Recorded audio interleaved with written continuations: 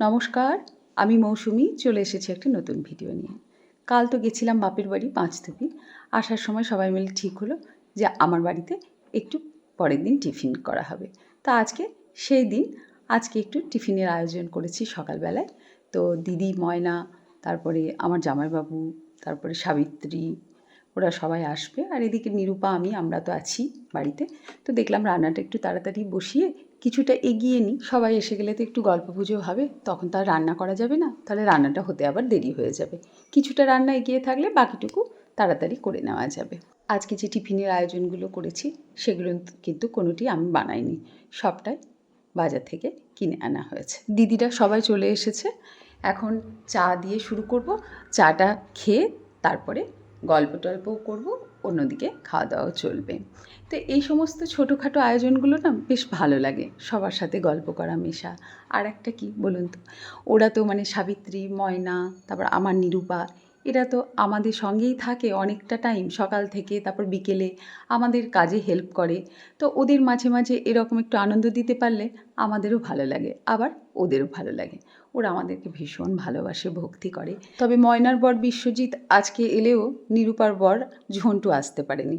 ঝন্টু আমার কাছে সকালে প্রায় প্রত্যেক দিনই আসে, চাটা খায়, আমার সঙ্গে, মামার সঙ্গে গল্প করে, তারপর কাজে বেরোয়।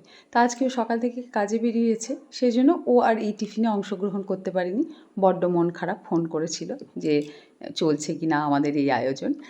যাই হোক, এসব নিয়ে চলছে আর কি, দিনগুলো কেটে গেলেই হলো হাসি আনন্দে। জানেন তো, এই ছোটোখাটো আয়োজনগুলো কিন্তু কোনো মানুষের কাছে কিছুই যায় আসে না, কিন্তু এর মধ্যে আছে প্রচুর ভালোবাসা, আনন্দ, তৃপ্তি, তাই নয়? ওরা তো সারাদিন কাজ করে, আমাদের সঙ্গেই থাকে।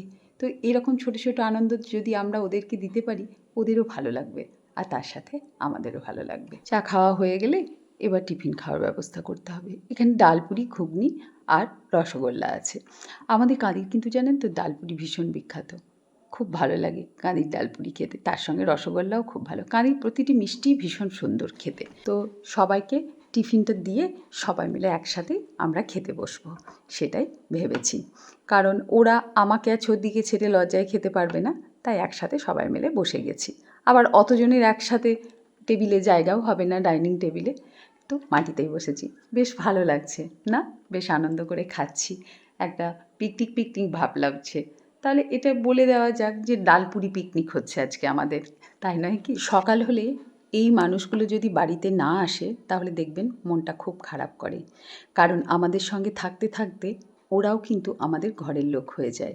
যেমন সকালে উঠে নিরূপা না এলে ফোন করি, কিরে ঝন্টুকে, যে নিরূপার কি শরীর খারাপ, এখনও এলো না কেন? আধ ঘন্টা দেরি হলেই আমি ফোন করি। ওদিকে ছর্দিও তাই, সাবিত্রী, ময়না ওরা না গেলে ছর্দিরও তাই। তো আমরাও যেমন কাজ করি, ওরা আমাদেরকে হেল্প করে আমাদের বাড়িতে, নিজেদের বাড়িতে গিয়েও ওরা কাজ করে। তো সব সময় যেন একটা ব্যস্ততায় কাটে, মাঝে মাঝে এরকম ছোটোখাটো আনন্দগুলো হলে কিন্তু বেশ ভালো লাগে।